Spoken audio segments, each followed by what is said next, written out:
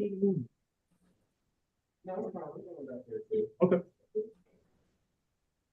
Alrighty. Hello, everyone, and welcome to another installment of MUMBO Conversation. My name is Chinelo Africa.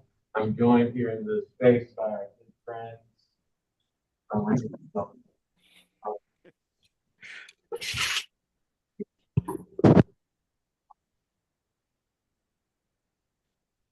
Is he talking? Sorry, I can't hear Khalid. Yeah, I can't hear Khaled. My name is Paul. No. You gotta really. Yeah. My name is Paul. You know who he is? This. My family. Yeah. Hey y'all, this is Mimi Dom.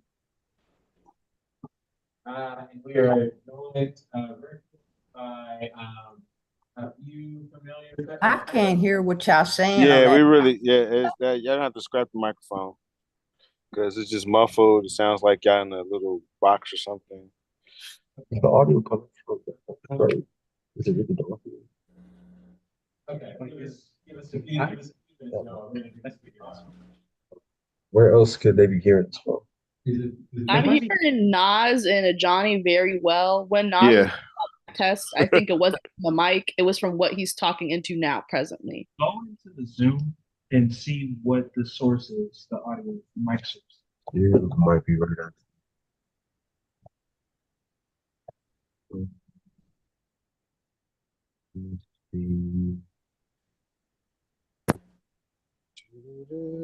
Cable output, BB audio virtual cable.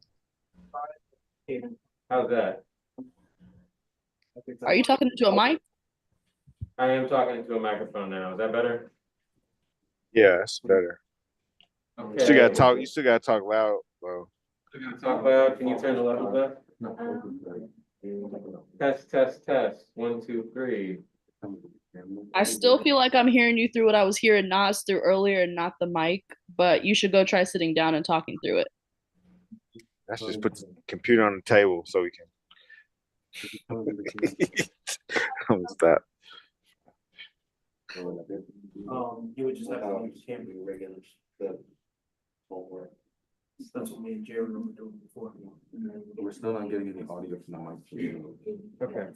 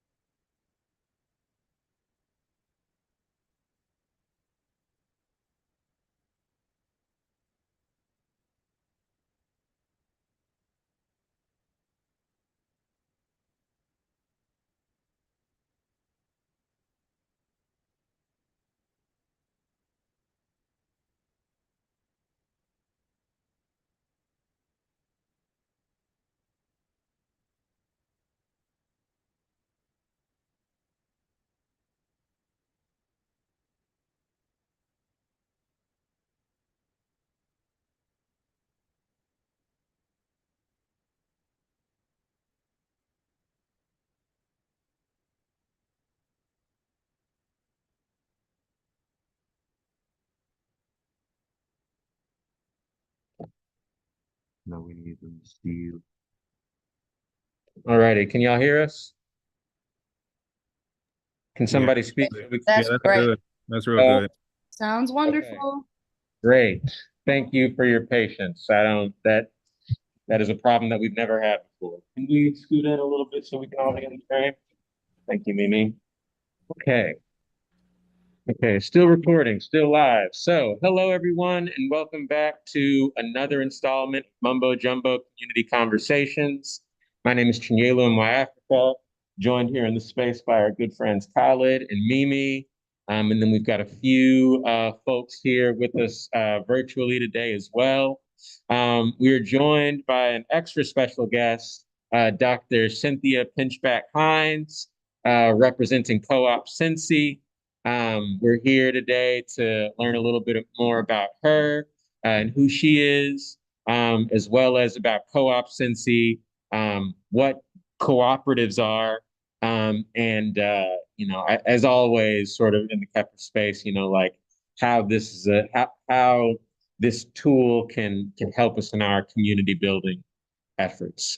So of course, as always, we got to start off with a check-in, and then we'll get some more into the informational and relationship building side of it.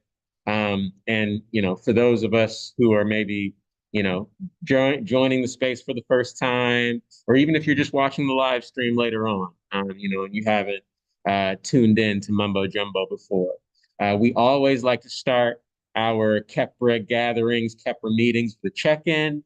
It's just a little ritual that we practice to make sure that we're maintaining an awareness of each other, an awareness of what everybody needs, and just that we're putting people first, and making sure that we're taking care of each other as we're doing all of this fantastic work that we do. So what that typically looks like is we'll have everybody go around the room and they'll share a number and a color that are both supposed to kind of represent, how they're feeling in that moment. And then there will be a check-in question as well that we ask to get to know each other a little bit deeper. So it's going to be number, color, and then Khalid was going to pick our check-in question for today. Number, color, and what's the best thing that's happened to you this last week? Say that again one more time. Your number and your color, and what's the best thing that's happened to you this last week? Best thing that's happened to you this last week. That's a good one. You want to start it off? Sure. My number is probably a 8. My color will be dark green, and the best thing that's happened to me this last week is probably being here. Hell yeah, good to hear. Good to hear. And pass it to the next person. Pass it to is it going to the red Looks like he's passing it to you, Jeremy. All right, let's do it. My name is Jeremy or Jace. Number I'll say 100. Color I'll say red. And the best thing that happened to me this week is I made a decision to go back to go to film school. Been directing 15 years and made a decision to try my hand at going to film school finally. So Nice. pretty incredible. Very, very cool. Yeah, and then pass it on to the next person. I gotta give it to my man Damon on this one. It's coming from the guy that directed Diop's music video. So Ew. I'm Which gonna go there one? and teach them some stuff. Which I video? admit the black and Oh, white one. oh, wow. I admit. Oh, hats off to Um, you, my friend. That's a good one. That's a I really good one. appreciate it. Hey. He's going to film school. That says a lot. Sage Green, 9, and best thing last week. Latest week I finished another rotation around the Earth. So yesterday was my birthday. I turned 46. So Oh, wow. happy that was Happy birthday. great. birthday. Happy Happy Thank you. birthday. Thank you. And I'll pass it to Z. Almost at 50. Up there with Don't look Khalil. it though. Keep it up. Keep it up. Hey y'all, I'm Zalalem. Feel free to call me Z. Feeling like a green 7.5. I think the best thing I did this week was hang out with Khalid for a bit and make some pizza yesterday. That was really good. fun.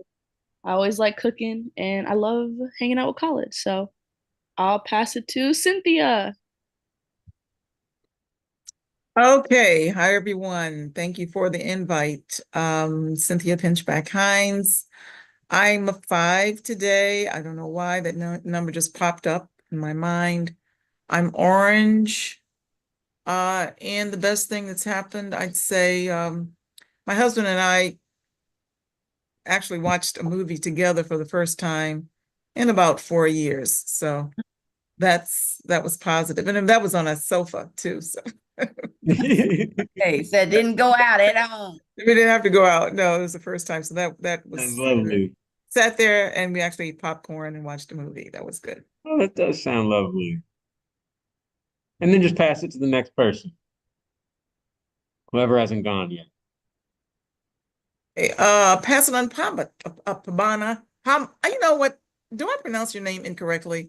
Pambana? Yeah, the A's are like O's, palm trees Bana. and Right. vines. Pambana. Pambana. Yep. Or you can just call me PB if you forget. So, hey, everybody, I am a sunlight white. My number is infinity. And for me, the best thing that happened to me, of course, is on Saturday. I hung out with my grandson, Azad, who's 3.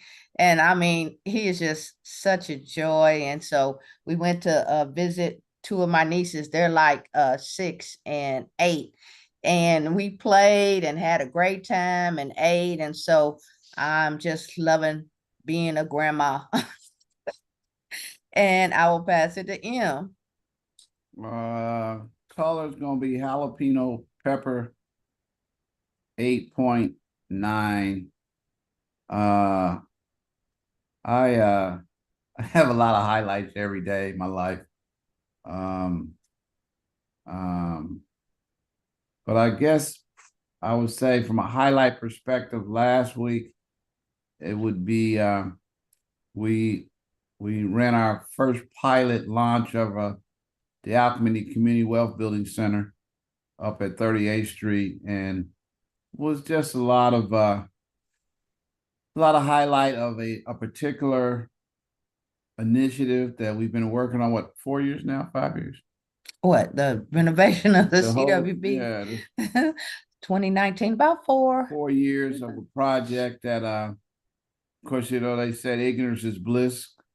And when we started, ignorance was bliss, but we're not ignorant anymore. And so it's gone from being blissful, but aware, but to be able to actually occupy the space, utilize the space, and begin to pilot this particular vision that we started some 4 or 5 years ago was kind of a highlight of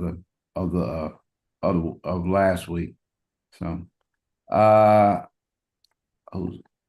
Chin hasn't gone. Oh, I think I'll- Mimi hasn't I'll gone. pass it to Mimi Zockman. Oh boy, can y'all hear me? Nope, Yep. can't hear you. Okay, Okay. everybody else except M then. Hey y'all, I'm feeling like a deep space purple 8, and a lot of highlights came to my mind too. I've also really enjoyed being in this space and like back in person more is there's a lot of good things to appreciate about that. Also having Khalid around has been awesome, and just like watching him interact with everybody of various ages and work on all kinds of things from cooking to whatever else we throw at him like a champ. It's been great. I also earlier today got to hang out with Pabana's grandson, and I just think all kids are so special, and this one is wild. I enjoy him so much, and we got to go to the park and run around and yell, so definitely feeling and I will pass it to Jet. What's The up, other y'all? Kepler Institute, you guys as well, because I'm hearing an echo. There you go. Now you can put in your social security versus don't think so. Might be Who P is- Fair, actually. Who's the other Kepler Institute?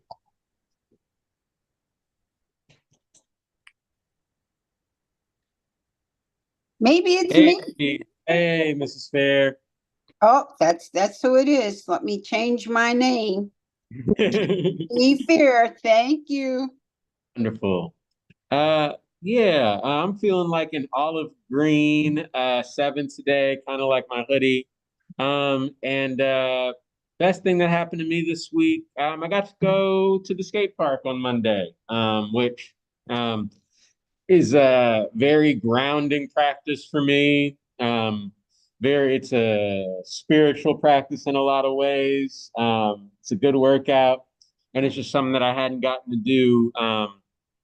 Really, I think the last time I went was October 31st, so I really haven't been all this month. So it was good to go for the first time in a few weeks. Yeah, and I'll pass it over to you, Mrs. Fair.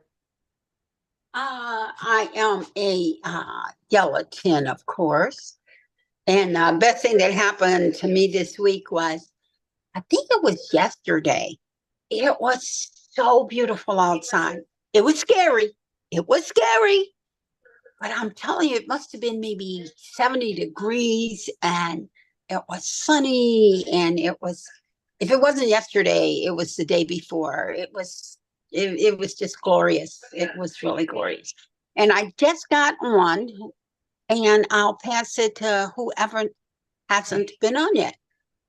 I think you were actually the last person, Mrs. Fair. Okay. Yeah. Oh, yeah. Naz and Ajani, we'd love to have you guys check in as well. Yeah. Just come a little closer so they can hear you on the computer. Best thing that happened to you this week. All right, maybe forgot I'm on.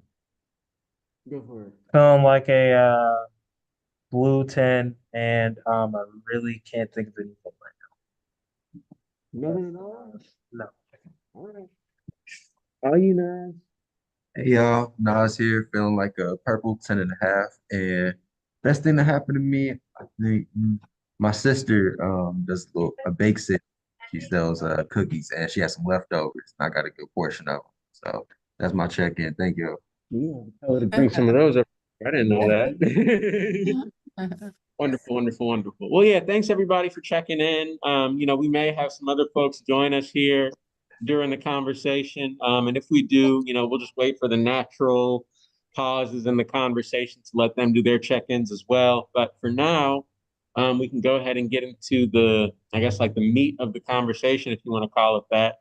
And I think a great place to start would just be to pass it to you. Would you prefer that I call you Dr. Hines, Cynthia, Dr. Pinchback Hines? Any preference at all? Nope. All righty. Well, then I'll pass it to our good friend, Dr. Hines over here, to maybe just start with a little bit of an introduction to who you are, and just, sort of a high level, how did you get to where you are today?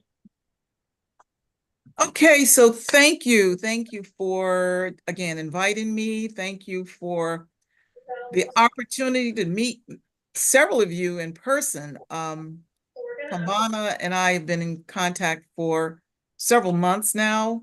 I have become so intrigued by the work that you are doing that I expect with this conversation that I'm going to learn a whole lot more what you're going to learn from me. I'm serious. I am so serious. I definitely respect the work that you're doing and commend you for all of the achievements you've made. And you've been in this business for a minute as well.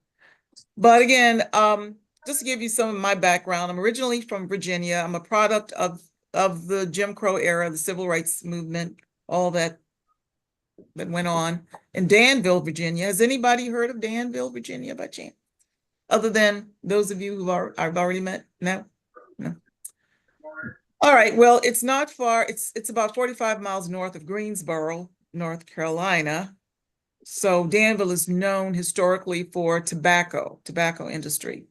And so, some of my grandfather worked in the tobacco industry, that whole thing of picking tobacco and all that was very much present in that area. And so growing up, I was exposed to things that as a child, I was very precocious, didn't like the signs that said, you can only go here and all those things. It bothered me, as a very young child, couldn't understand the differences and always wanted to know why.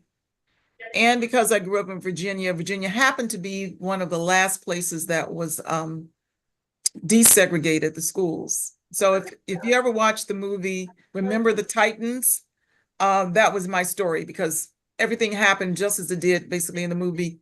The coincidence that the schools were the same names happened in Virginia, was and it was the same year. I was in the 11th grade, the whole shebang.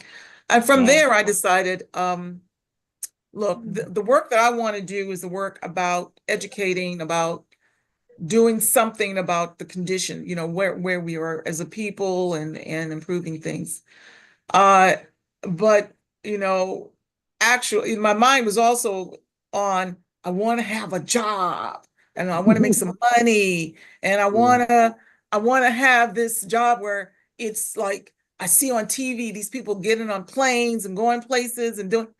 So, I'm thinking all those things. I went to undergrad at Virginia State University, which is an HBCU. I love the experience of Virginia State, and Virginia State has a very rich history as well. I learned a lot, of course, but decided after that I'm going to go back home. I didn't really know what I wanted to do. I mean, education was it, because growing up in a small town again, the best in my mind you could do was to be a teacher. The opportunities for Black people, teachers. There was one Black doctor, one Black dentist, one Black lawyer in the whole, city.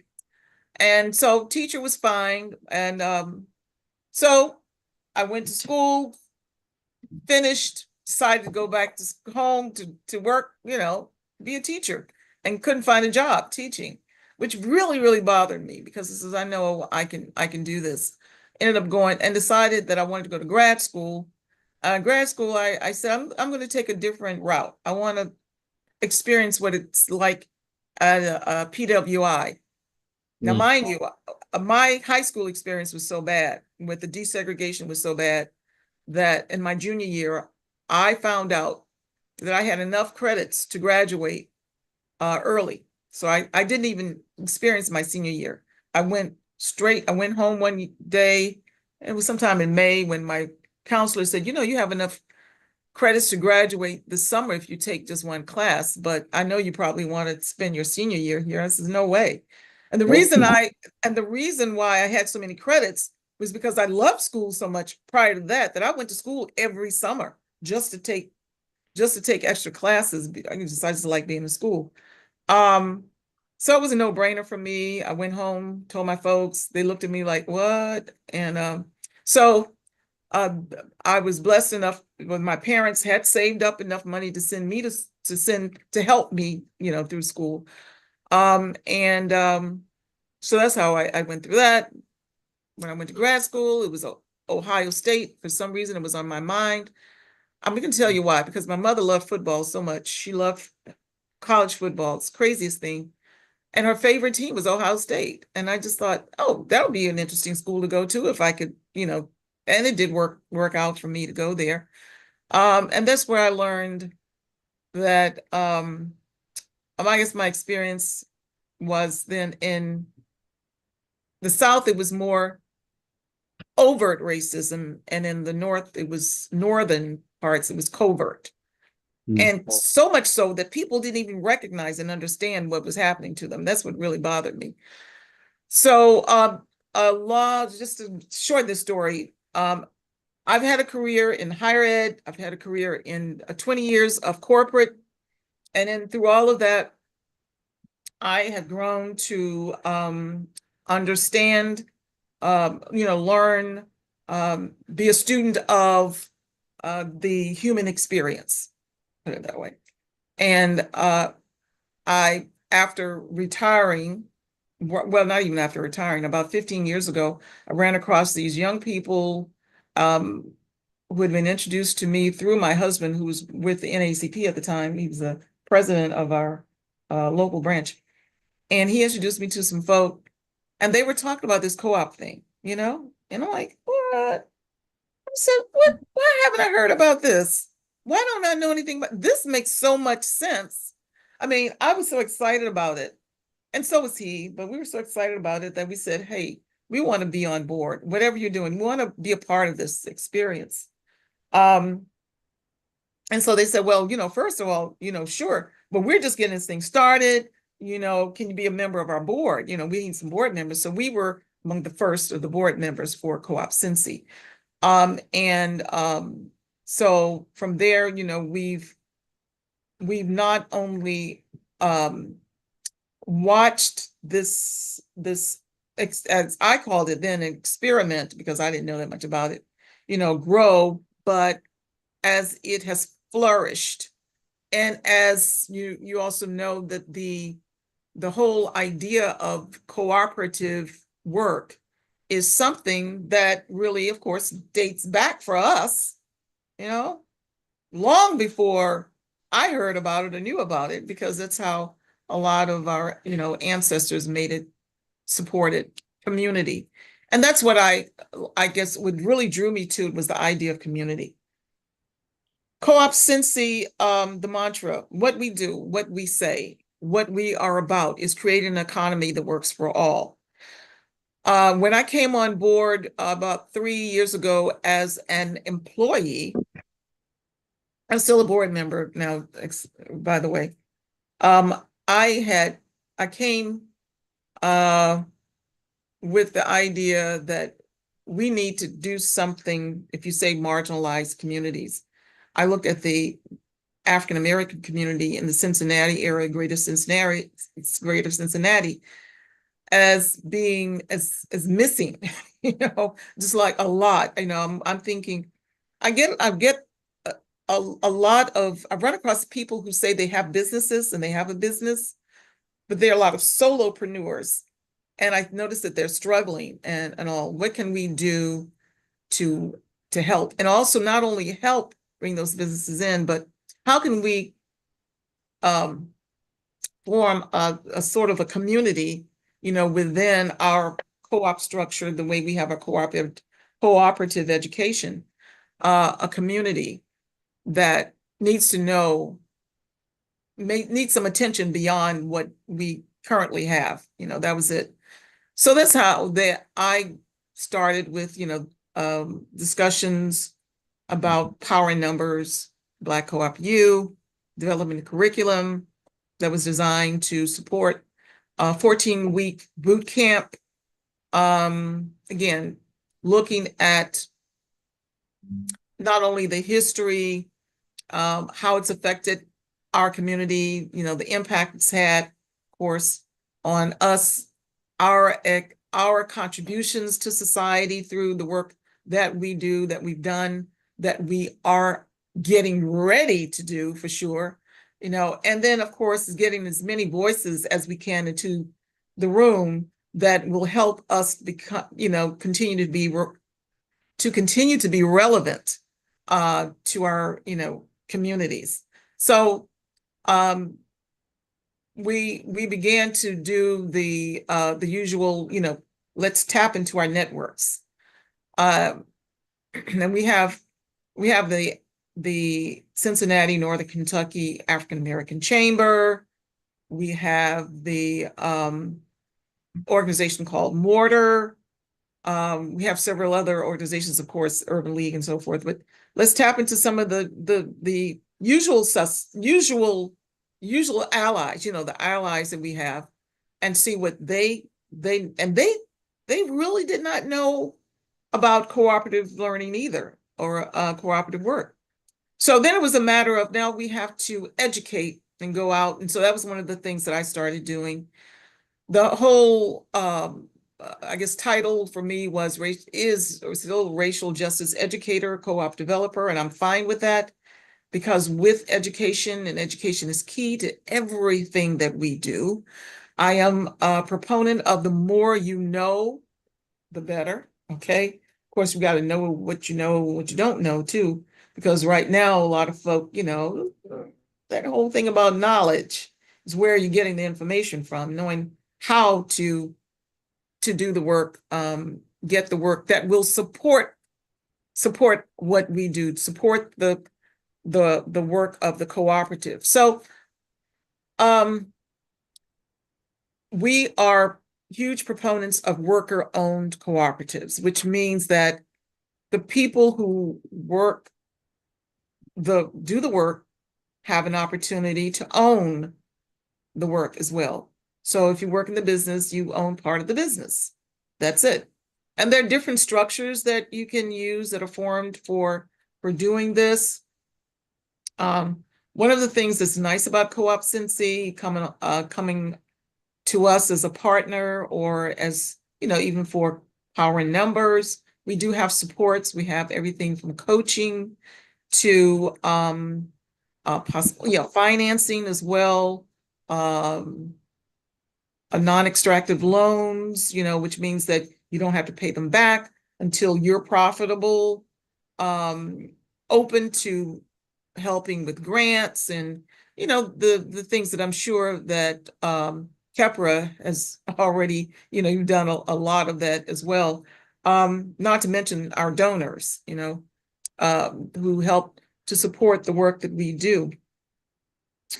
But I think that in terms of also, where we've been, we started up the Power in Numbers Black Co-op U.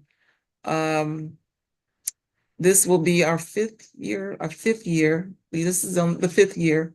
We had this will be the 5th co-op that 5th cohort that we're graduating. And it's been an interesting experience. It's been a learning experience. I will share that we're growing. I mean, we're learning, we're growing, we're still trying to feel where we're best needed, and or opportunities that we may be missing.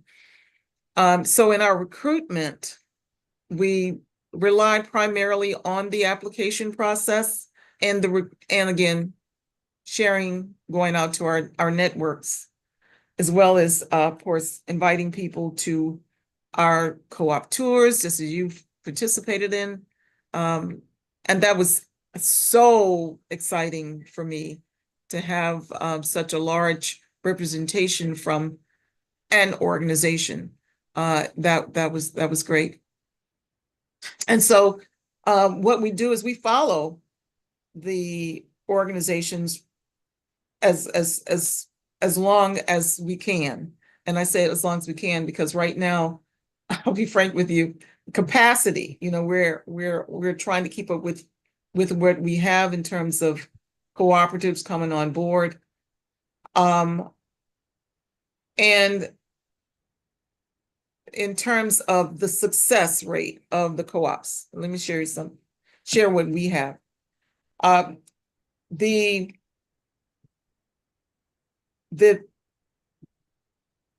Not every co-op that starts with us ends with us. That's the training, itself.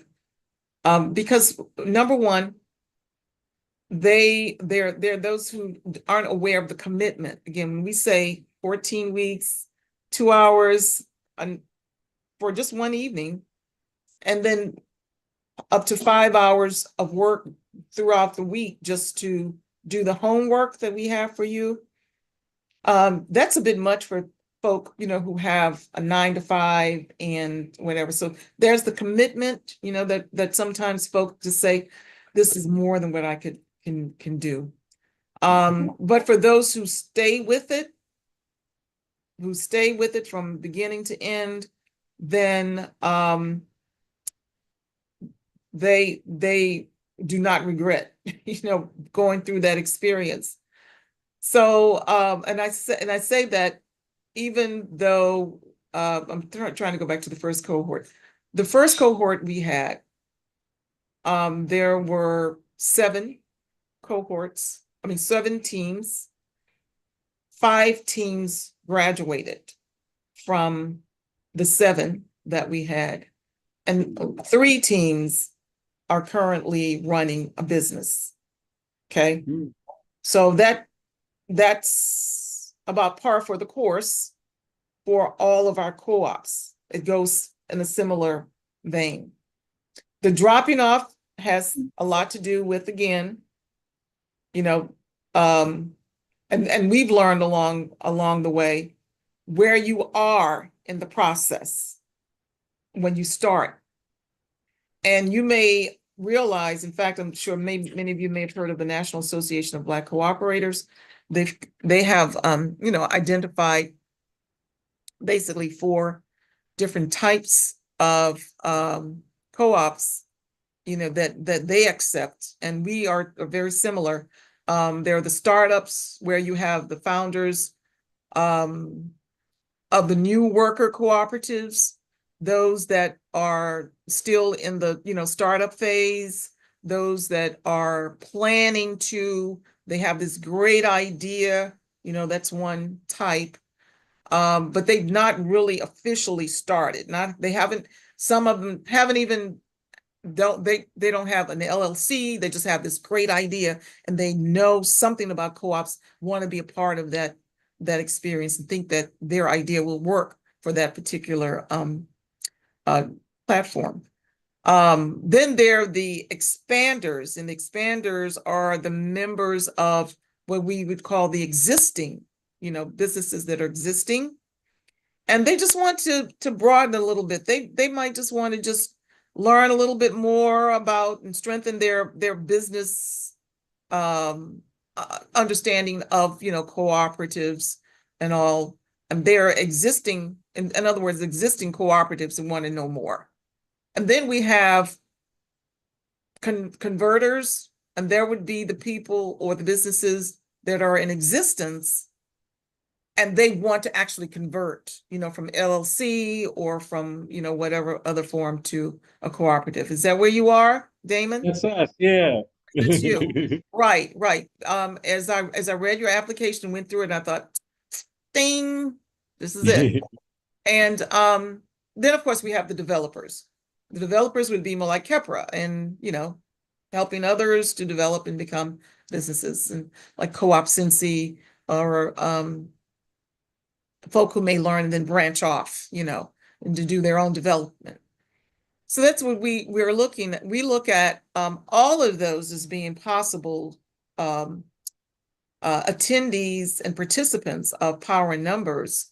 But what we're working with now, okay, where we're really, I'd say we've struggled with this, is trying to make it all fit in all 4 of those fit in the 14 weeks, 4 types.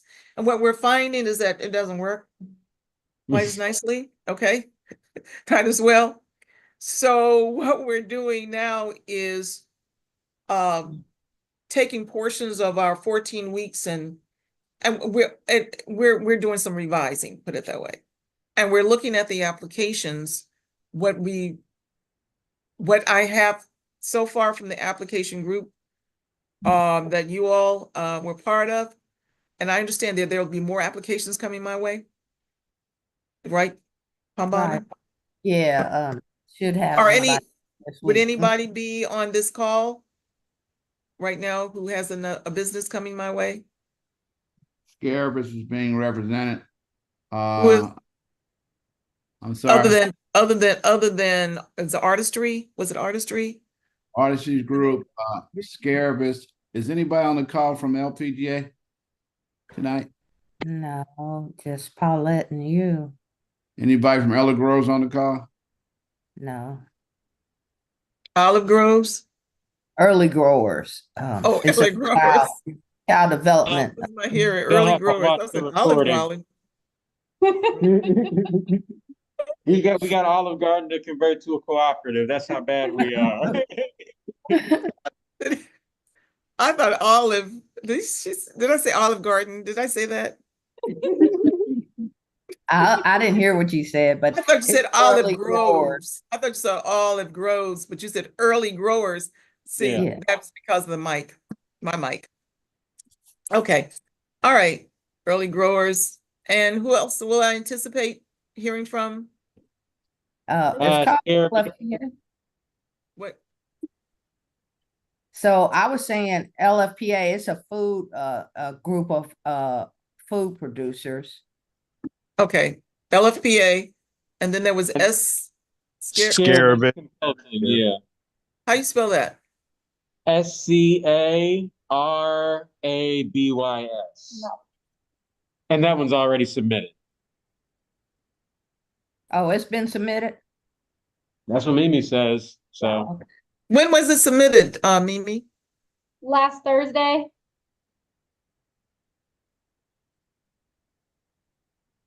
Was Whoop. the application open, Mimi, and you were able to submit it and it confirmed it? Yeah, well, Ruth was submitting it, but she said that it was able to be submitted. The application didn't close until Friday. Okay, I'll check again. I'll make sure. Yeah, let us know if there was any issue.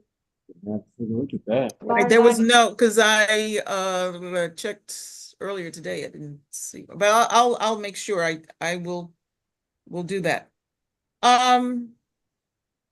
So again, the training itself is I think it covers, I say everything from soup to nuts. We do begin, of course, with the background for cooperatives. We do some background on the Black experience with cooperatives, some foundational work. And then from there, we go into business. I mean, everything from how to identify your customers, you go out. We will be this time also, you will hear from other cooperatives. Some of the training will be done by sometimes what we'll do is we'll have members of the cooperative community will come in and co-facilitate. I will be the lead facilitator. We'll co-facilitate, or whether we'll have guest speakers, guest presenters who will work with you based on their expertise. Sometimes we'll look at the number and the types of cooperatives that are a part of the cohort. And for instance, one year we had a number of doulas that had qualified, for the training. And so with that, we were bringing in somebody who'd had that experience working in the cooperative community as a doula. So I'm constantly trying to customize, understand the needs of the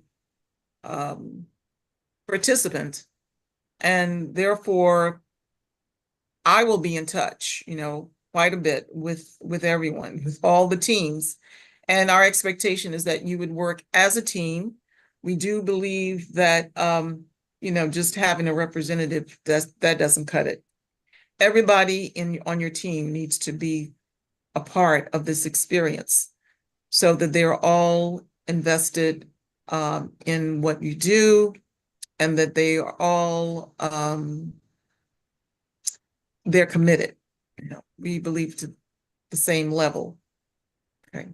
And then of course, as with anything, the more you put into it, the more you're going to get out of it. And then at the very end, we do have a pitch night. And I love pitch night because pitch night is the culmination of all of the work that you've done up to that point. So every week builds, on it. So if you keep the information together as we do advise, and we encourage you to keep your work in your folders. We do the electric folders and all that, the Google folders.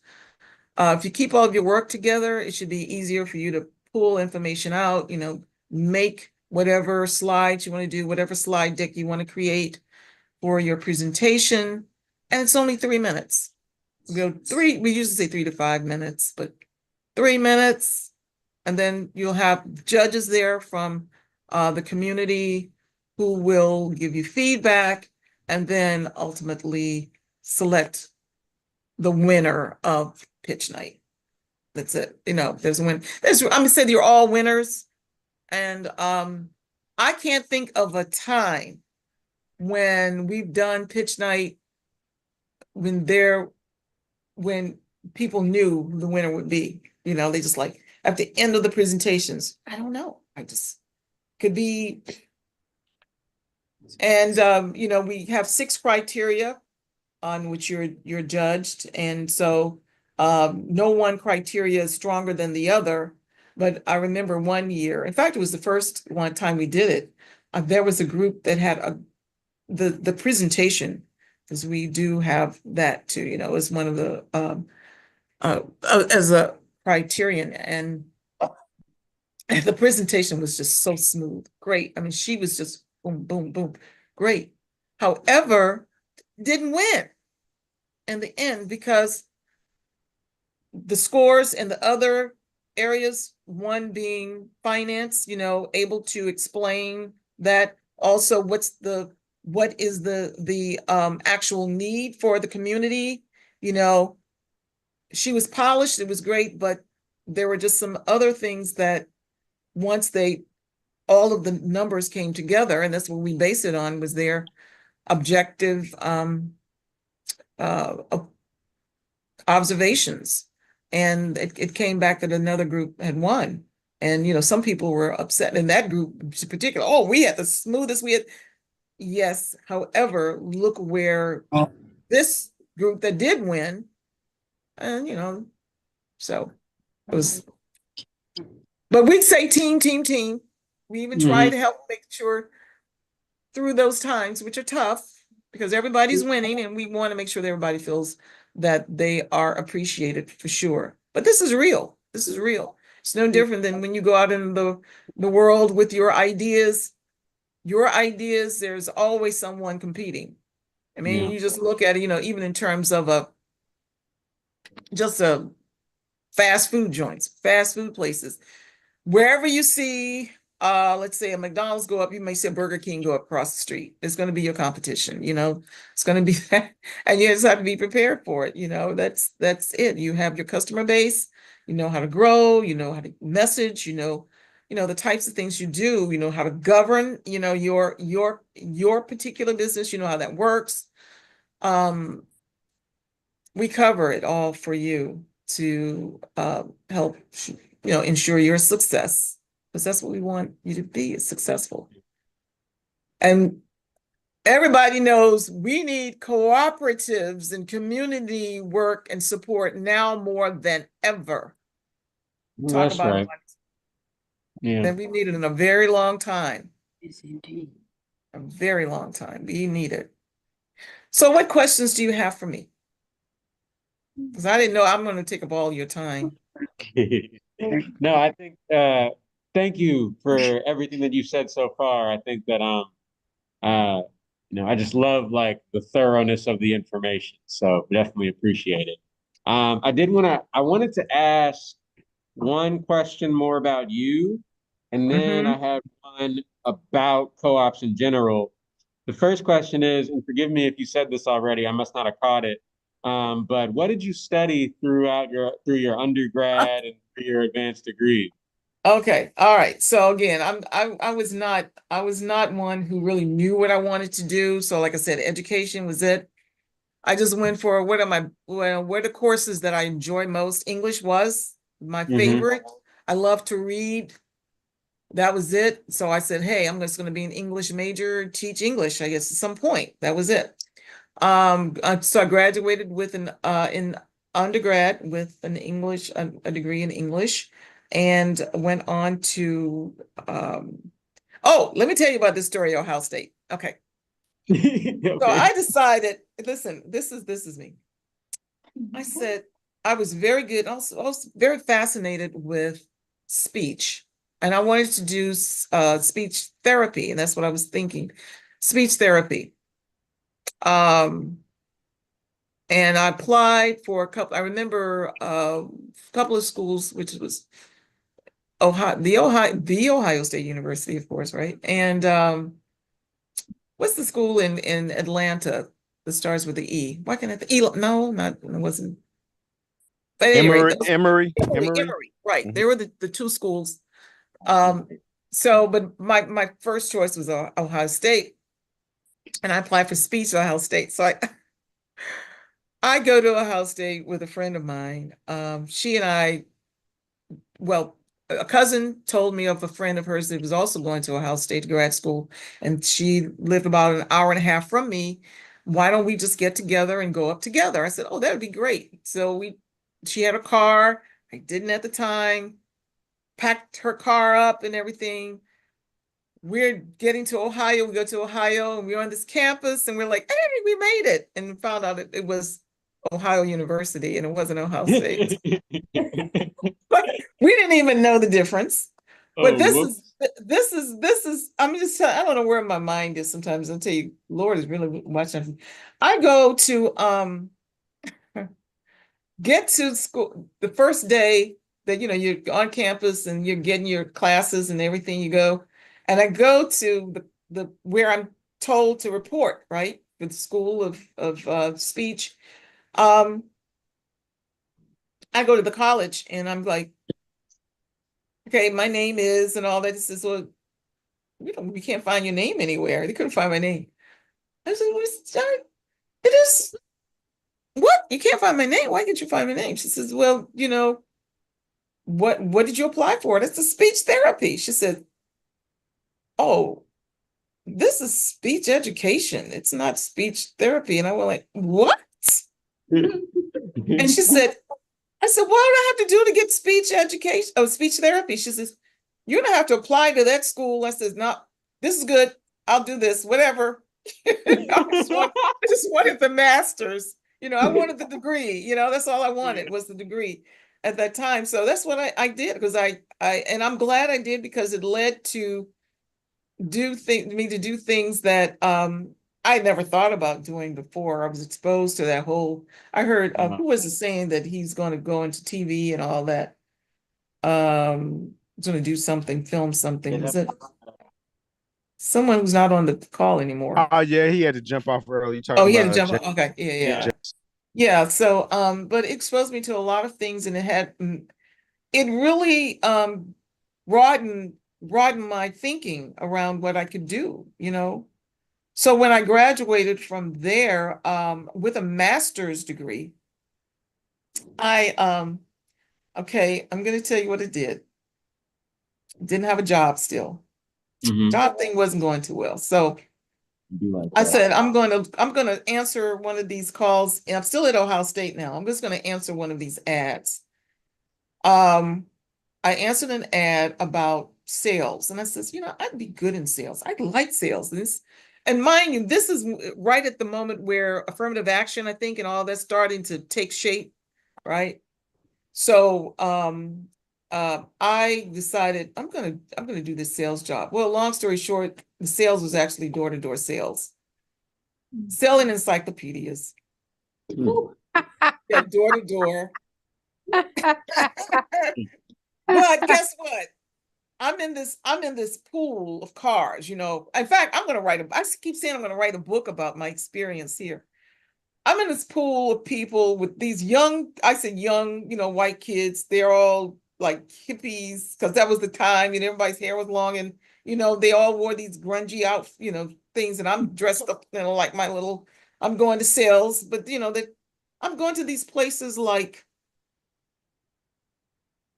Hamilton, Ohio, and, going to places that I'm just never heard of before. And then we end up in places in Indiana, like Martinsville. Oh. Anybody remember that? Remember Yeah. Martinsville? I was there working for the same company that Carol worked for. Everybody remember that story? Anybody remember that? I'm seeing a head nod. Yeah, my dentist, his dental assistant, that was her sister that died. I need to talk with you because I have to write about my experiences. Yeah. That same company sent me there. Yeah. 3 years after she was killed. Ooh. I did not know it. I didn't know it. All Yeah. I knew is that these are some nasty white folk. That's all I can remember. And I'm serious because I remember thinking, I didn't know it was a sundown town. honestly, I didn't know at that She time. didn't know either. She I didn't wouldn't have live. known it was Sunday, but she was killed in broad daylight. Yep. She was killed in At broad his daylight. house. Yeah. Yeah. She Right. walked up on that porch. Yeah. And I was like, I remember being picked up by the cops, or with the cops, you know, I was trying, and that was at night. It was a night. I was trying to avoid it. I was trying to get to my pickup spot before the sun went down because I just didn't like being out that late.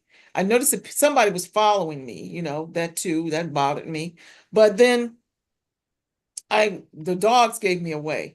So next thing I know, I saw this bright light beam on me, and I was like, oh my gosh. And then they said, go to the car. I get in the car, and I'm like, are you serious? You know, like I'm thinking fight or flight at this point. I don't know, but I decided to get in, and guys, he said, well, where you going? And I said, I'm headed over there to Tiny's place. That was the name of the place, Tiny. I'll always remember. He said, well, you know, they found a gal like you with a throat slit. And I'm like, okay, I'm scared. I'm really scared. Yeah, you know, like. So I get in there in the restaurant, and this Tiny comes over. Tiny weighs about 500 pounds, it looks like, a big old dude, tall and big guy. And he goes, you know, they found a gal like you. When I went, oh my gosh, it's true, you know? And that really, really bothered me. Well, I didn't know anything about this. Well, fast forward 20 years later, it was almost close to 20 years. My son, I'm now, because at that time I was single and all that. Now I'm married, got kids. My son's about 12, 13 years old, and he's on the sofa. And the news is on, and they say,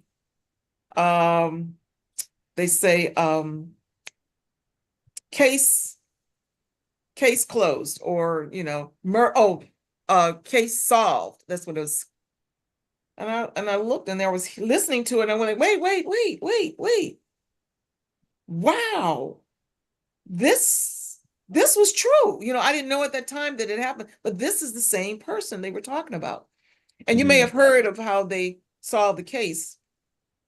The daughter of the murderer turned him in. She was 7 years old at the time. She witnessed it, and she was given $7 not to tell anybody. So at the age of 33, she told, and that was on his deathbed, I believe. And she said that it had ruined her life, just holding on to the secret all that time. Wow. So again, that was a long way of you know, coming around to where again, after that experience, I contacted I had a great relationship and experience at Virginia State University. And it must have been great, so much so that my professor, Dr. Dabney, I remember contacting him and says, I need work. I said, I just graduated with my master's. And he says, come on, we have a position, an opening for you. And I went, what? Yes. Teaching freshman English. I said, whoo. So it paid to do the work, right? It paid to do the work. And that was my entry into higher education. Yeah. My PhD is actually with Indiana State. Yeah, in educational leadership for higher ed. So that's what. Word. Yeah. Wow. So that's so I answered your question. To answer your question, Yeah, I'm sorry. no, I tend to be a storyteller too. I talk a lot. So that was great. That was great. I didn't know about I hadn't heard about that particular story, but even my generation knows not to hang out in Martinsville too much. So it is still, I think it's still a sundown town. It may still be classified. There are a lot of towns that are still classified that way. They want to say that they buried it. And I know there was an investigative reporter who went there and did some work several years ago on this. And it was supposed to be a movie done about it, but I'm not sure the name. Her name is Carol Jenkins. If you want to look it up and, you know, see what it is, Carol Jenkins was her name. Yeah. Yeah. Little history lesson. That was great. Little history lesson. Yeah.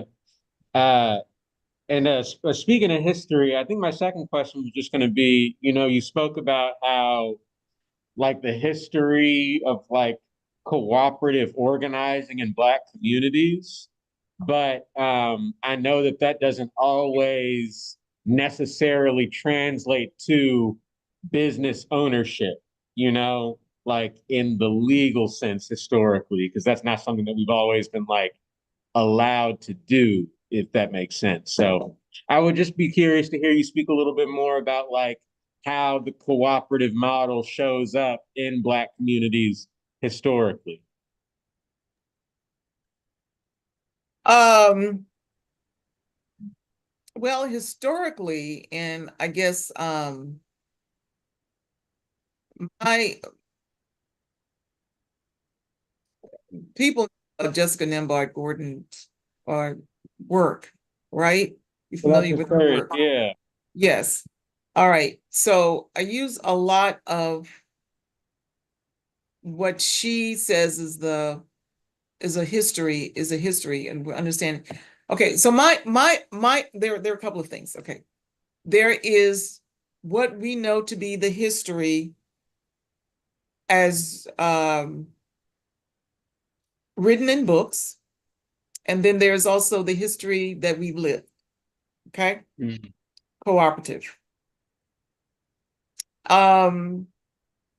We know that historically, as a people, we've had to rely on each other for support in many ways. And when we could not go certain places, I was telling somebody earlier today, I said, the first time I even ate in my hometown, ate at a restaurant in my hometown, I graduated from college, um, because I wasn't, we weren't allowed to do that until I think sometime while I was in college that happened, but I didn't come home that often. When I did, finally, my folks, they said, let's go to so-and-so. And I'm like, oh, we go there now? I didn't know we could go there now, that's the kind of thing. But, prior to that, there were businesses that we had that we supported. There would be the local grocery stores. We had a grocery store right across the street from me. That was Vassar's store. Every single last day I was in that store, spending my grandfather's pennies and nickels to get something. But that was like the anchor of our community, just meeting up at the store, supporting that business, just as we supported the business that was next to the store. The owner of had his own shoe shop, shoe, repair shop. We had the barbers, we had our own businesses, we had owners of gas stations, who and those who didn't work, the factory jobs and so forth, but community came in where we all knew each other in the community. We were all expected to know each other by name. So you got out of order, then of course the person down the street knew it, because before you got home, whatever was ready for you, if you were disrespectful, which we never were. I mean, I can't say we grew up in one of those places. Okay. That's how I grew up. But from that, also needing to come together as you get as the world had a need to do something of that right out of after Civil War, during Reconstruction, a lot of building went on. Politicians, Black folks vote, Black men could vote at that time, and they were voting in huge numbers. I think like 80% 90%, something huge compared to now. Black men were voting, and that's why there were so many representatives, in Congress who were Black at that time. The name Pinchback, of course, maybe sound somewhat familiar because the first Black governor was PBS Pinchback. Now, of course, he was only there for a very short time and wasn't elected, but, technically he was the first Black governor. But he was also, a politician. A lot of, and during those times when it seemed as though the economy for us was just going to be a matter of how far can we take ourselves, we were met with a lot of resistance because folks started thinking, wait a minute, they're undercutting our, how much they're free. They were working for nothing. We helped build the country for nothing. And now that we're free, we're competing with people who aren't getting their own businesses. They're now going out there and being even recruited by some of these individuals to work on, for pennies compared to what they were paying their white counterparts. And so that was a lot for them to take. And that's how we ended up with a lot of the people, the organizations like KKK and all those, want to oppress and destroy, plunder, the communities that were successful because they saw them as competing with them. They saw them as messing with their money, messing with their livelihood, and so the whole idea of like what we're going through right now is very similar. There's a lot more emphasis now on immigrants because they're Black people, so they're coming in, they're taking our jobs, and they're doing this. It's the same thing that's happening now.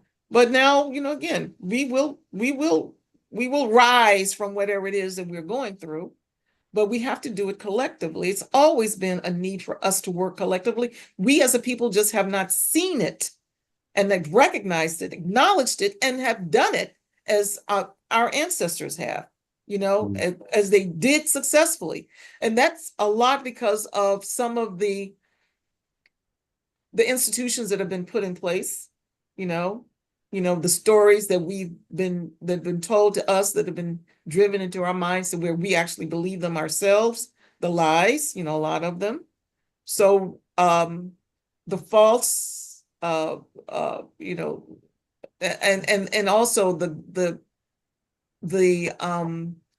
things that we put on ourselves. I mean, I look at the retail market, right now, what you have to have. This is the sign of success. You got to have the house and the car and the this and the that.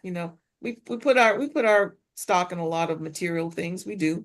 There's nothing wrong with material things, but and at the same time, there is something wrong if you put, to me, this is my value judgment, putting material things in front of humanity before you do humanity. Just that's it.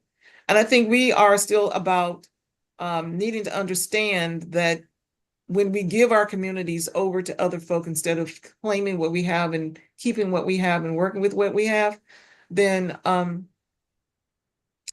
believing in ourselves that we don't deserve these things. And I think that's the mantra that a lot of folks have like, we don't deserve it, or we can't do it, or why we destroy? Why do we always do this? Well, we've done a whole lot of great things that we have to embrace and have to understand. In spite of it all, we've risen above it, in many cases. And I look at you all, young people. Oh my gosh, I get so excited when I'm around, and y'all know anybody for me young would be anyone who's south of 50 for sure. Mrs. Fair, they're laughing. I'm serious. So I love it. Ask me the questions, and I think education is really key. When people are ignorance is not bliss. Don't believe it. Do not believe it. You do not believe that ignorance is bliss. Ignorance was probably destroyed more lives than anything else. I'd say one of the greatest destroyers is not knowing. And one of the reasons why, of course, during slavery, they didn't want us to know and read was because they knew that when we did, we'd like, hold up. You mean I don't have to live? I don't have to be like this. I don't have to take it like this. This doesn't have to be the way. Well, I'm not really stupid. I'm not really dumb. But there are those who knew along. They played along. They did what they needed to do. You had the Harriet Tubmans everywhere. Harriet Tubman, but you also had other Harriets that you've not heard about, or you don't know, by name. And we still have those people all around us, like the people that I'm looking at who are the elders on this call. Okay? They're here. We are all Yeah. here. Mhm. I have two more questions, but I'm going to hold on to them for now to give some other folks some opportunities to ask. But thank you just again. I think I got everything that I was looking for out of that answer and more. So, Okay. but yeah, I Thank you. want to definitely want to open it up. Anybody on the Zoom call, Mimi, Khaled, anything that anybody else, even doesn't even have to be a question. Oh, Damon's got one. There we go. Just I'm trying to think how to ask you, but just a future thought in terms of like even in Ohio and how the culture for co-ops is a lot more fertile there. Like, are there talks like between co-op Cincy, co-op Dayton, co-op yada yada within Ohio about like I know we have the National Association of Black Co-ops, but like even in Ohio, are there talks about coming together as a collection of cooperatives under a federation? Or are you looking at joining other federations? I forgot the main one that everybody knows in the United States, but looking at building out, kind of building out a more the word ecosystem, a larger ecosystem of cooperatives across the Yeah. Yeah, we definitely are. We definitely are. We have it's called Ohio Owned and Ohio Worker Owners Network. Okay. Um and we meet quarterly, for that, and we just broadening that for one.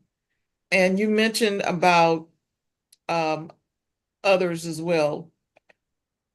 We have we're constantly looking at how we are evolving, not only co-op Cincy, but the industry, just looking at the whole co-op world, how we're evolving. And I see that again, especially now given, where we are politically and so forth, there's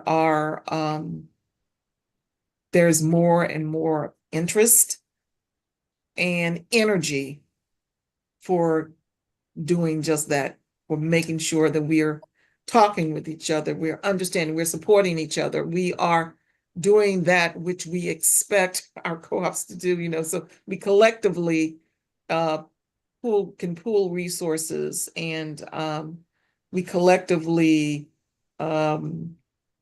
support, we can, share resources. We're talking about, another thing is big right now, shared services is huge within the cooperative space. And I'm having talks now with in fact, I made a presentation at it was an equity private equity firms versus childcare. And how private equity is trying to shut out, buy out, do whatever else, snuff out these small businesses, that are trying to make a living and also provide great service versus, giving you all the bells and whistles. You go to this lovely place, but you have people who don't belong there, teaching your children, or in some cases, you have people who are skilled perhaps, but they're not getting paid, but they need to get paid in order to. So it's, we have shared services ideas going about now, thinking that if we could work collectively in that community of childcare centers, that perhaps we can fight off some of this private equity thing where people are just drawn to because of the bells and whistles. I'm also looking at the food industry for shared services too. So yeah, I mean, a lot of that is being done within these networks.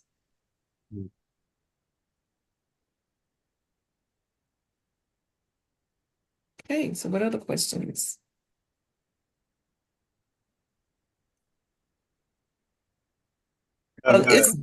Oh, all right. So it's been such a pleasure again being here this evening. And Can I actually ask one more?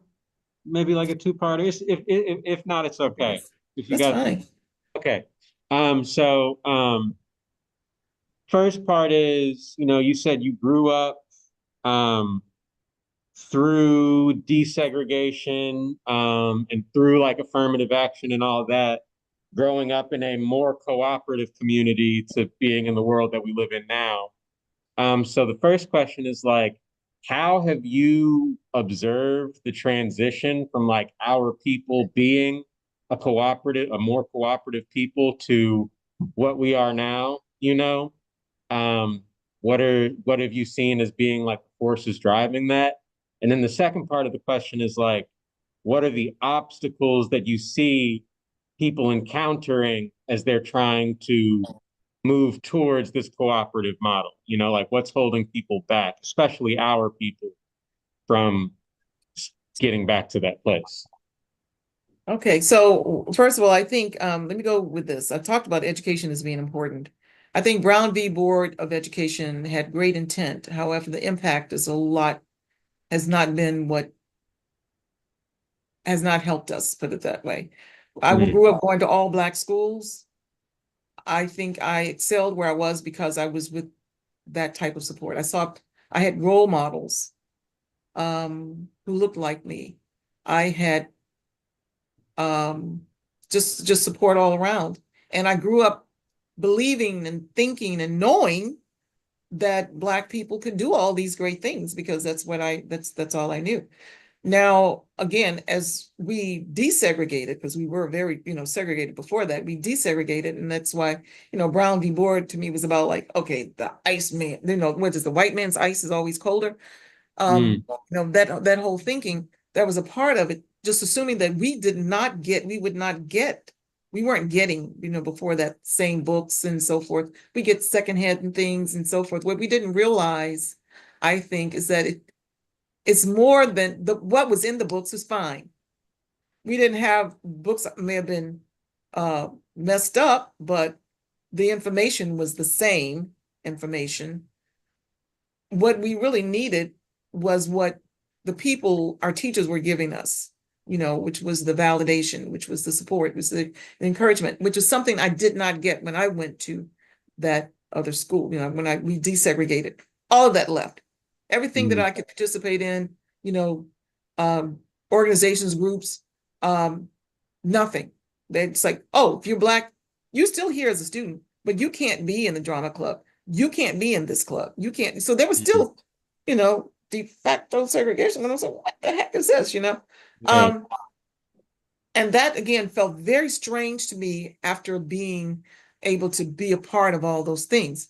So understanding that everybody's experience is different, because I realized that there's so many people who grew up who didn't have that experience, and so they can't even relate. I mean, they're like, "Oh, come on, you just telling." A lot of folk don't see that if you grew up in certain places. Even my husband, for instance, my husband grew up in Youngstown, Ohio.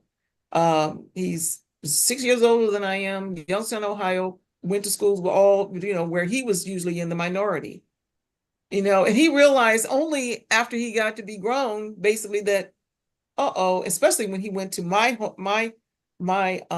class reunion from my high school, he said, I missed all this. He said, I was missing all of this. And he taught, and he was always in trouble at school. I said he was always in trouble. You're the only Black kid basically in school. You were always the one who was doing all the stuff. Yeah, to get the attention. Doesn't matter what, but there's a whole lot that we have missed out on because we just didn't realize, didn't understand. And it's like a lot of times because, when parents look at where they take their children, they think they're doing them a service by putting them in different spaces. So we thought success meant doing what other successful people do, you know?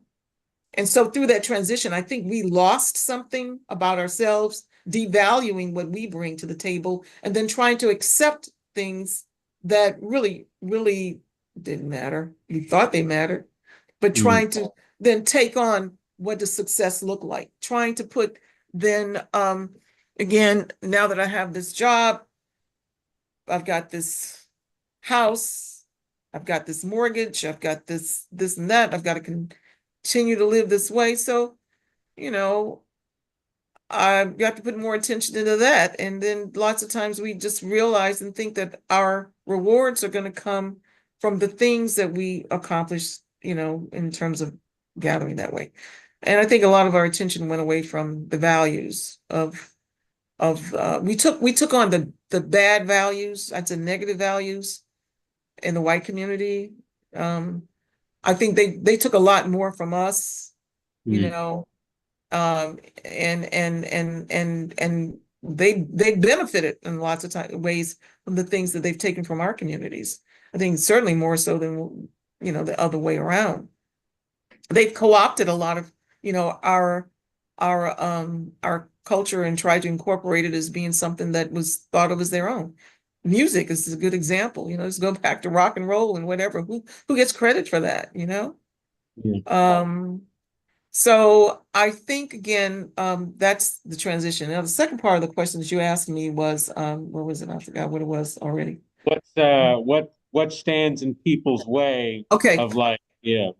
And again, what stands in people's way of the terms of being a successful cooperatives, I think, I hear people say, I need money to start a business. I really need money. I need the money. I need the backing. I think again, it is information, the education, and the commitment, knowing from the onset, it ain't gonna be easy. It's not easy starting a business. It's really not. It takes a lot of effort, getting used to, you know, in some cases you pay yourself last, you know, when you have people working there, you're the last person to get paid, you know, you pay everybody else out and you're the last person. And I've seen it to where people aren't as successful because again, they just don't have the foundational knowledge and the support. And then here's the other thing. Yes, please. Not asking for help. That's as a people, that's one of the things. Whew, understanding that sometimes you do ask, and there's the pride of, you know, I can go this on my own, I can do it by myself. How many hair salons do I know, you know, have I seen in just community hair, boom, boom, boom. I was at my husband, I don't know if I shared this with you or not, but my husband's had a kidney transplant recently, in October, in fact. And then just trying to get him out and walking and whatnot. So I said, we're going to walk in Liberty Center. It's an area like sort of like a indoor mall or something, but we walked with at a time, not that many people were around. And I'm looking at us and there are 1, 2, 3 hair places here. Interesting. And they don't even work together. I mean, you know, and I think about the hair industry alone and how we should be owning that business. You know, we should own that. The products, the this and that, you know, we should be owning that. Yeah. There's just so many things that we just, so a part of it too is not recognizing our power, the power that we have. So I say understanding that there are folk out there who want to see you succeed and reach out to them. Be willing to put in the sweat equity, you know, to do it the right way. If you know you only have $1,000, you know, in the bank, then try not to say, oh, I want a storefront, you know, put some money down on, you know, a month's rent because I know I can make, and counting on things that aren't there, but being willing to take the steps to do it soundly and to know that you may have some rough points along the way. However, there is support for you. Yeah. Be willing to ask. All you have to do is ask. You have not because you asked not. That's another way of looking at it. Yeah. All right. So, I mean, there are a whole lot of other things that get in the way, like, you know, institutions Well, we have around, but that's, maybe we'll have a part 2 conversation and get a little deeper into some of those things. yeah. Yeah. Maybe you can get into those as you become a part of Power Numbers. You can do. Yeah. And what I really like doing too is I like hearing from participants, hearing again, even along the way, what do we need to modify? What do we need to change? How's this working for you? You know, if we get enough people, certainly to say, hey, this is just not working. In terms of the time, the hours, the whatever, we've even modified that to some extent. We don't have a lot of leeway when it comes to the time now, but we would consider being open to moving to a different day, if nothing more than a week, because maybe for a particular time, and there's sometimes like even for the holidays, for instance, if the holidays, whatever holidays you may celebrate, there may be a holiday that you say, hey, this is whatever, we're not gonna be here. My whole team, we're gonna be gone out, then we consider, okay, let's a whole team then this particular week. Is everybody okay doing class on Wednesday instead of Monday or Tuesday or whatever it is? So, yeah, so we try to listen. Yeah. But again, I Well, want to thank you for being, for just the absolutely. opportunity to talk. And I Absolutely. needed to. I've done my venting after following the election, so I'm all talked out on that one. Of course. Hey, aren't we I all? understand. Okay, that's a whole, like it's a whole nother thing, right? Yeah. The idea of civic education, baby, just some basic civics Basics. Yeah. needed badly. Yeah. Strategy and civics. Gotta Big on the understand. strategy piece for sure. Yeah. Yeah. Okay, so thank you. I don't know to make sure I have Thank you, everybody's Dr. name. Hahn. I have Mimi. I know Mimi. I know now I know it's the Chin. I've communicated. Kenyelu. Yeah. Yeah. Yeah. And who's behind you? Khaled. Who? Khaled. How you You said spell? Khaled, Khaled. I think is how I spell. That's how I spell Khaled. Yeah. LED. Excellent. Okay. Yeah. Know everybody else here. Yeah.